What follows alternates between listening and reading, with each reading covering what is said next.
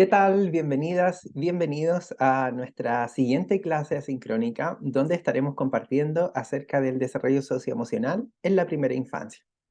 Vamos en esta clase a ir conociendo inicialmente qué es el desarrollo socioemocional, la importancia que este desarrollo tiene para otras áreas de desarrollo en los seres humanos. ¿Y por qué finalmente en la infancia a nosotros nos importa tanto que este desarrollo emocional se dé de una forma armónica, de una forma informada, protegida para los niños y las niñas? Porque finalmente nuestro desarrollo como personas es íntegro y cuando el cuidado socioemocional nos entrega de una forma adecuada, puede que haya en otras áreas del desarrollo que se vayan a ver afectadas, como el área física, por ejemplo, o el desarrollo intelectual. Desde ahí entonces es que este tema también es otro de los temas que a mí me gusta mucho abordar porque nos remite a veces a recordar cuáles fueron los cuidados que nosotros, ya como adultos, tuvimos en nuestra infancia, o bien los cuidados que ahora nosotros podemos proporcionar a las nuevas generaciones de niños y niñas, ya sean sus sobrinos, hijos o hijas, sus pacientes, dependiendo del lugar donde ustedes se trabajen o la conformación de su familia. Así es que bienvenidas y bienvenidos a esta clase de desarrollo socioemocional en primera infancia. Les quiero compartir, bueno, como ustedes saben, tenemos algunas actividades y en esta oportunidad yo les quiero pedir que en algunos momentos ustedes tomen apuntes. Recuerden que en esa parte ustedes pueden detener la grabación, hacer su actividad y continuar. Y también vamos a ver algunos videos que van a motivar a que ustedes puedan ir reflexionando sobre algunos temas y que vayamos poniendo de pronto como ejemplos algunas situaciones que de pronto nosotros también podríamos poner en práctica en nuestros trabajos de una forma práctica para poder estimular el adecuado desarrollo socioemocional en la infancia. Vamos a tener inicialmente entonces la comprensión de qué es el desarrollo socioemocional, las funciones que tiene y de qué forma nosotros podemos ir teniendo información, estímulos para que este desarrollo se dé de una forma ordenada, armónica. Vamos a ver el siguiente video y luego de este video vamos a ir haciendo algunos análisis. No les quiero compartir de momento la pregunta para que ustedes vean y en el fondo se dejen sorprender por la interacción que vamos a ver aquí. Mucha atención con este video.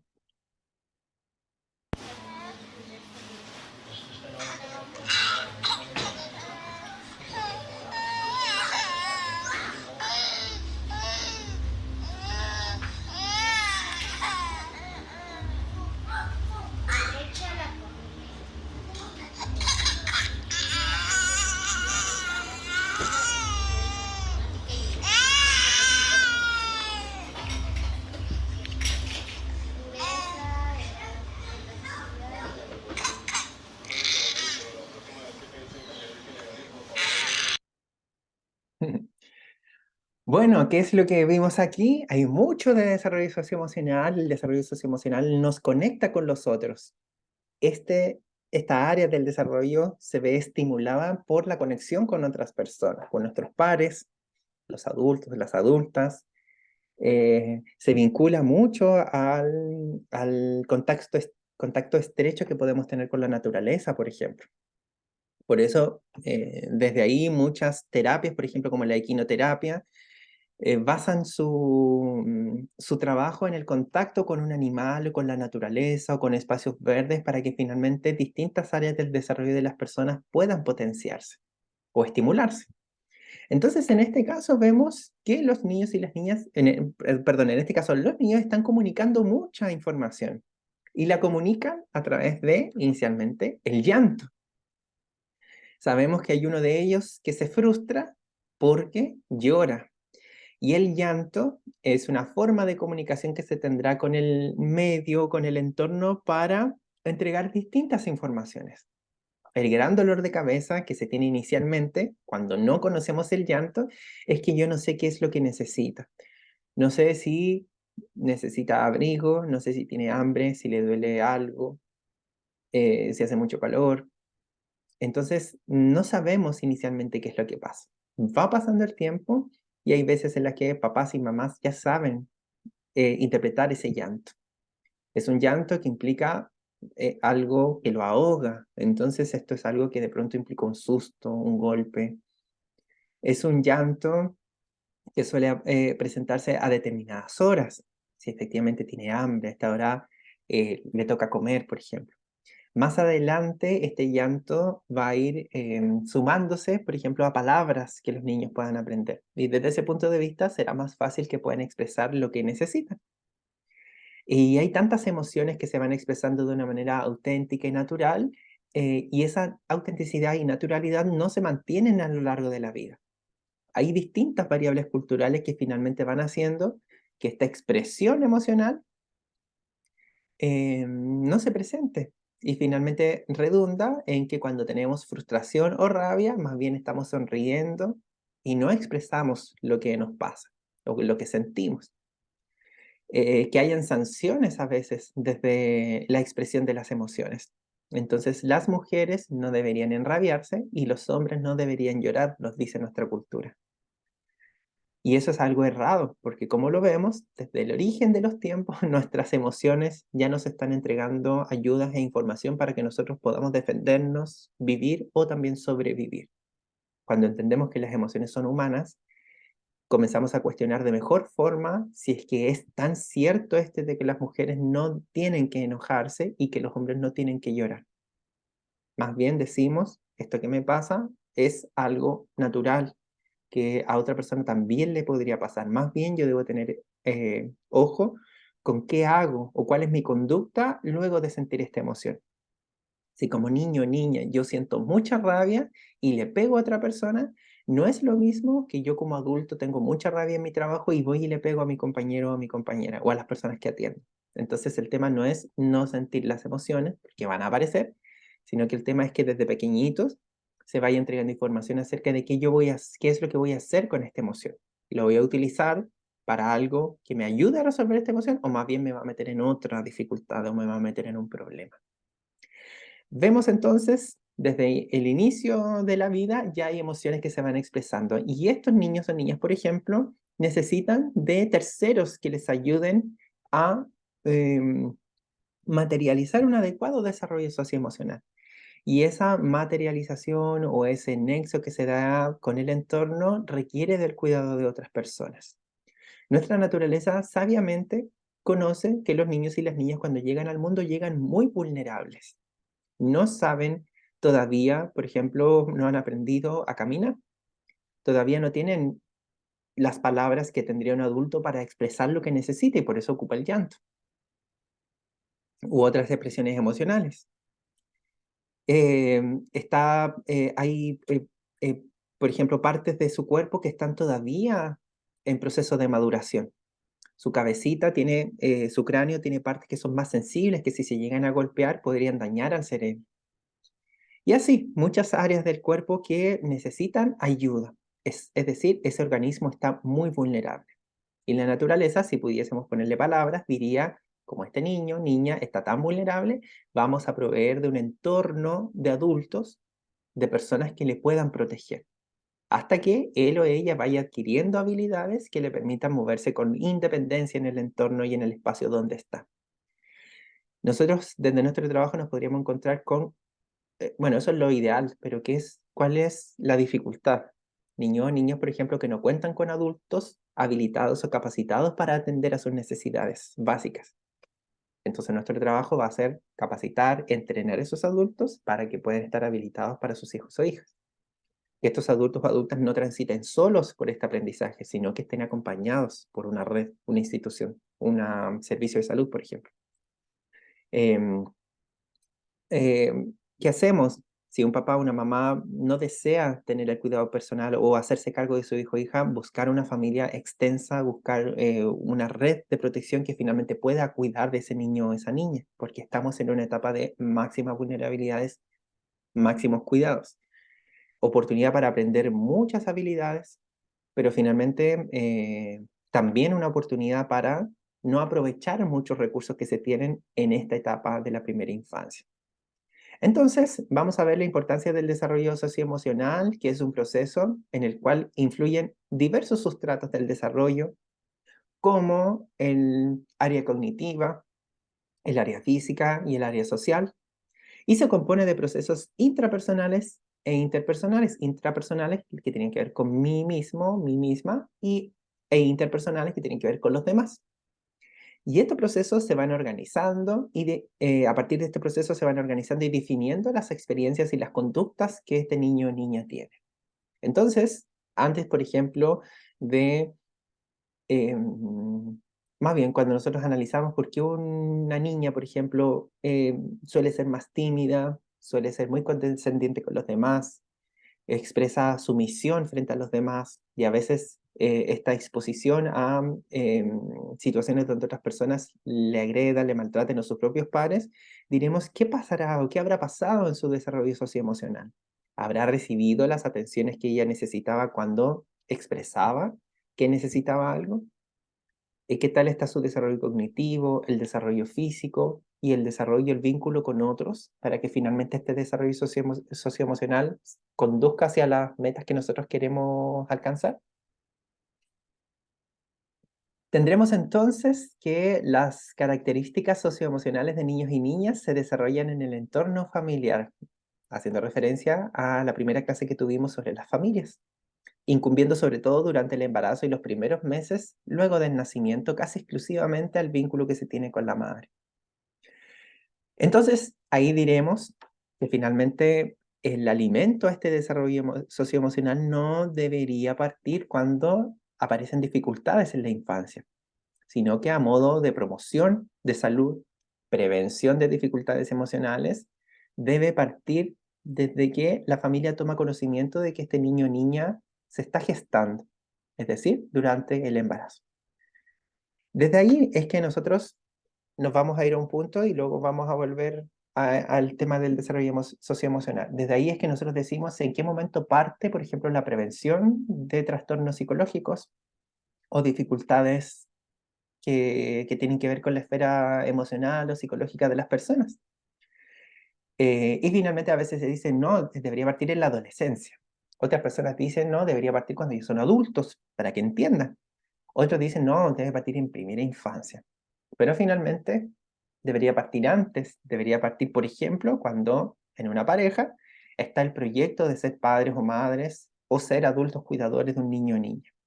¿Por qué? Porque esa pareja, esas personas necesitan información sobre, por ejemplo, cómo atender a un niño o niña, cómo ayudarle, cómo asistirle. O bien, cuando la pareja ya, las personas ya tienen información sobre el embarazo, ir informándole acerca de cómo puede estimular, bien digo, el desarrollo socioemocional durante el embarazo. Y partiendo inicialmente por el bienestar emocional de la madre, del padre o de la pareja, pero también entregando mensajes a lo largo del embarazo. Hablar con su hijo o hija, transmitirle mensajes, porque vamos a tener que durante el proceso de gestación los sentidos también se van desarrollando. Y uno de los sentidos que va tomando mayor fuerza o va liderando el desarrollo es el de la audición.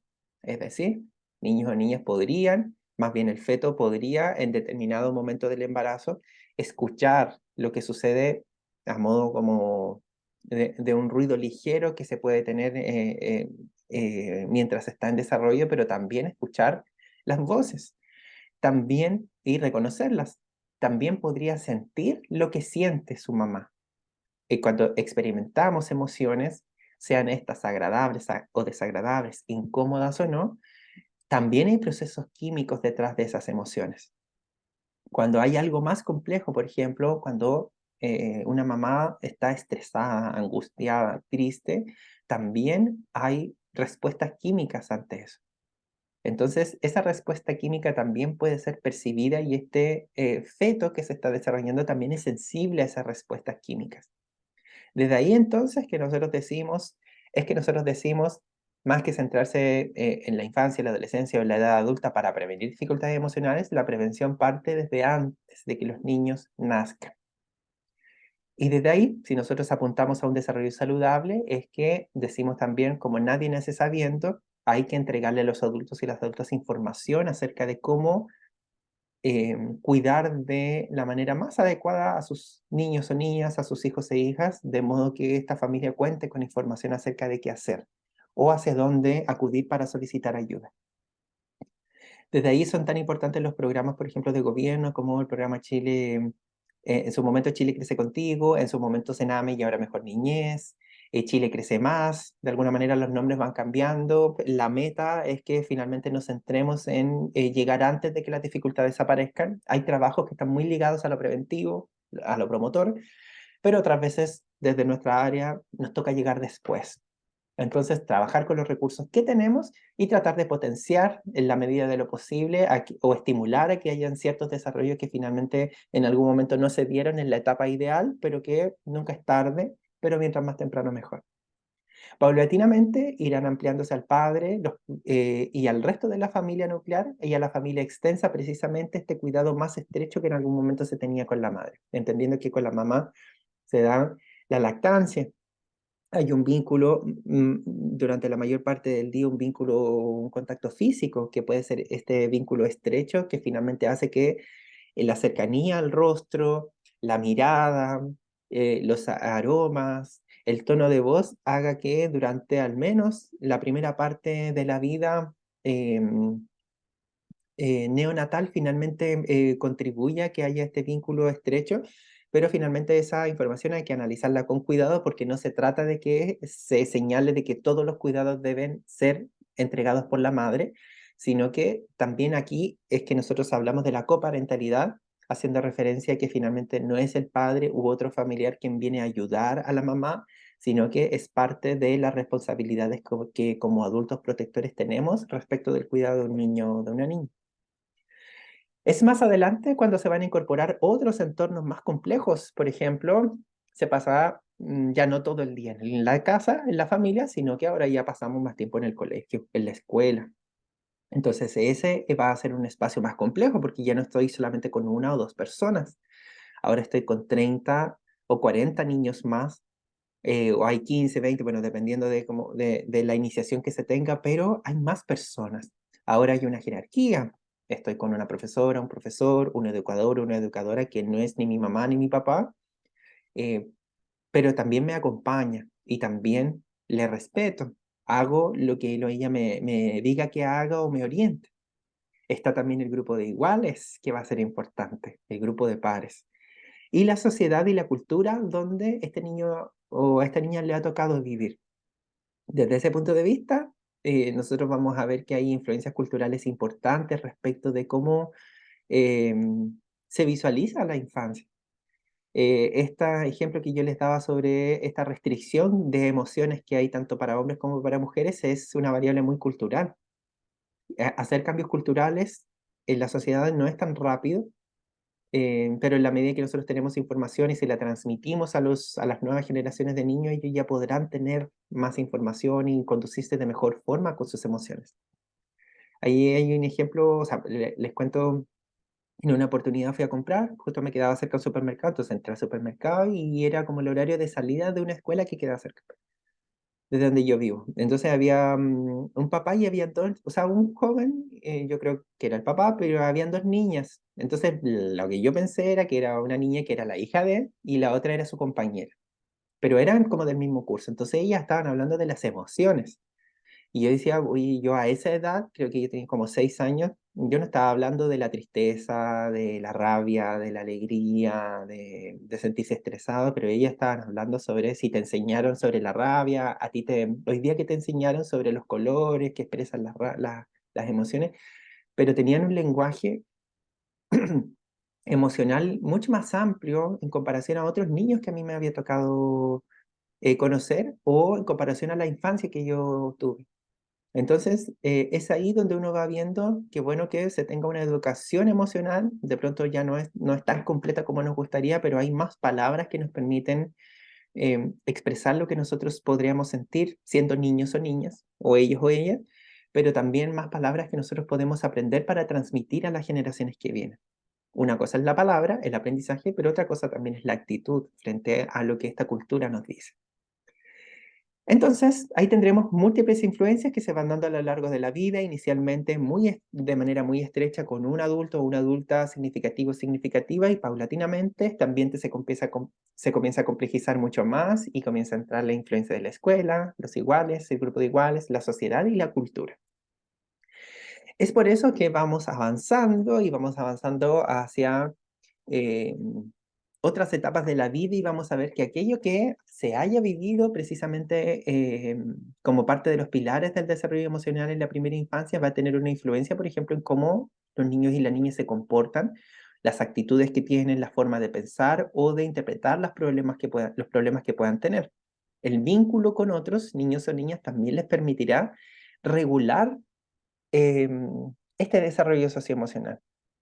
Los amigos y las amigas o el grupo de pares prosociales más adelante podría hacer que hayan ciertas áreas de este desarrollo que se vayan equilibrando. O bien que este grupo de pares venga a desordenar todo lo que en algún momento en la familia se enseñó. Desde ahí la importancia de ir haciendo siempre monitoreo a cuánto es que este grupo de pares influye positiva o negativamente sobre el desarrollo de los niños.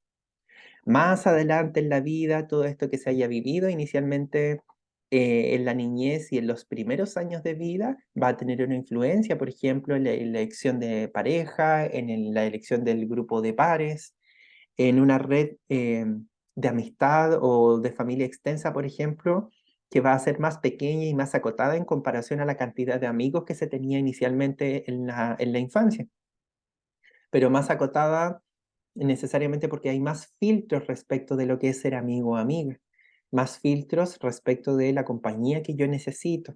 Entonces hay una cantidad de variables que influyen, incluidas el desarrollo socioemocional que se tenga, que va a tener una repercusión en finalmente la elección que tengamos respecto de las personas con las que vamos a compartir la vida en la adultez. En las elecciones de pareja también, vamos a tener que habrá una influencia importante, por ejemplo, en la forma en la que una persona se desenvuelve en un entorno laboral, en un entorno de amistad o en distintos grupos sociales donde se pueda compartir. Y aquí recae, o sea, tomamos nuevamente un ejemplo que les di en otra clase donde hablábamos sobre las informaciones que a lo mejor hoy los adultos las tienen, pero en su infancia no las tuvieron. Cuidados que los adultos hoy día deberían entregarse a sí mismos o a sí mismas o a sus niños, pero que los aprendieron ahora y no los aprendieron en la experiencia. Para cuidar a otras personas, idealmente nosotros debemos ser cuidados primeros, pero hay veces en la vida en la que algunas personas cuidan a otras personas sin haber sido cuidadas. Entonces esas personas necesitan más ayuda, más apoyo, porque saben que algo es positivo, pero no han experimentado cómo se siente el que te traten bien, que te traten por tu nombre o que se otorguen buenos tratos. De pronto, gran parte de nuestro trabajo tiene que ver con eso, con acompañar, em, entrenar a las familias para que indirectamente también ese entrenamiento redunde en mejores prácticas de cuidado para sus niños o niñas. Y así nosotros vamos a ir viendo también que hay tantas variables culturales que van a influir en este desarrollo socioemocional, donde algunas culturas invalidan las emociones, donde hacen la selección entre emociones que son para hombres, otras son para mujeres, emociones para adultos y otras son para niños. Desde ahí aparecen muchos dichos o muchas actitudes, o hasta justificaciones. Por ejemplo, han escuchado hablar de una persona cuando se equivoca y dice, lo que pasa es que yo soy muy cabro chico, yo soy muy cabra chica. En el fondo es un error que se cometió siendo adulto, y pues no necesariamente ese error se comete siendo niño o niña. No, es que los niños, los adultos son más responsables, deja de comportarte como un cabro chico. No es así, porque yo conozco a muchos niños y niñas muy responsables. Entonces, atribuir ciertas conductas o ciertas formas de sentir solamente a la infancia también genera como una especie de prejuicio, como una justificación detrás de esto. Y lo más como desagradable que me ha tocado escuchar es cuando una persona es irrespetuosa o es maltratadora y la justificación es que ella es cabra chica, ella es niña, es inmadura. Yo, la mayor parte de los niños y niñas que conozco son muy respetuosos, muy colaboradores, les gusta hablar con la verdad, son muy bondadosos y bondadosas. Entonces, ¿por qué justificarse bajo la idea de que como yo soy niño o niña? Entonces, ahí hay muchas variables que, como ven, son variables culturales que se transmiten de generación en generación no son fáciles de cambiar, pero en la medida que uno pueda promover esta nueva forma de ver las emociones, hay un estímulo distinto para las generaciones de niños que vienen. Para entender entonces cómo se desarrolla una persona, debemos entender todos los sistemas en los cuales se da este desarrollo a lo largo de la vida. Para eso es importante que nosotros nos remitamos al modelo que fue propuesto o ha sido propuesto y complementado a lo largo del tiempo por Bronfenbrenner, que es parte de la teoría ecológica, donde se explica cómo influyen los distintos grupos sociales en el desarrollo de las personas, centrándose en la influencia que se tiene desde la niñez. Entonces, vamos a ir viendo que la gran influencia o las distintas influencias muchas veces tienen un vínculo con más bien tienen una relación con el vínculo estrecho que se tenga con las personas o con las instituciones. Pero también, por ejemplo, un niño o niña formará parte de una familia, esta familia forma parte de una comunidad, la comunidad forma parte de otros sistemas más amplios. Y es ahí donde a nosotros nos interesa conocer cuál es la influencia que tiene respecto del desarrollo emocional, socioemocional, bien digo, en los distintos sistemas de los que forman parte las comunidades. Este autor observó que la forma de ser de las personas cambiaba en función del contexto en el que pudiesen crecer. Por eso muchas veces el cambio en el contexto o el cambio físico de un espacio a otro, muchas veces también puede cambiar la forma en la que nos sentimos o la forma en la que resolvemos ciertos problemas. Por ejemplo, cuando en nuestro trabajo nosotros apuntamos a hacer cambios de hábitos en la infancia, nosotros vemos que hacer este cambio u ordenar una rutina redundó en que el niño o la niña al final del día se duerme más temprano, por ejemplo, o duerme mejor. Cuando incluimos, por ejemplo, jugar con niños o niñas, tener un juego libre, finalmente eso redundó en que luego de hacer esa actividad se sentía mucho mejor para poder empezar a hacer sus tareas. O hacerlo al revés. Primero realizamos las tareas y luego vas a salir a jugar con tus amigos o amigas o luego ellos van a venir aquí a la casa. Entonces está como este premio del contacto social cuando terminemos las actividades que nos toca realizar y que las vamos a hacer bien para sentirnos satisfechos o contentos por el trabajo bien hecho. Más que decir, ponte a hacer tareas, este es tu castigo y si no cumples con este castigo, finalmente te voy a dar otro castigo que no salgas a jugar. Distintas formas de expresar, a veces con resultados distintos. Los distintos sistemas de los que formamos parte y que influyen en el desarrollo. Por una parte, el microsistema, que es el más íntimo, pero también vamos avanzando por la influencia que, por ejemplo, tiene la escuela, la familia extensa, los establecimientos de salud, las redes municipales, los programas psicosociales, y ahí vamos avanzando hacia el mesosistema, el exosistema,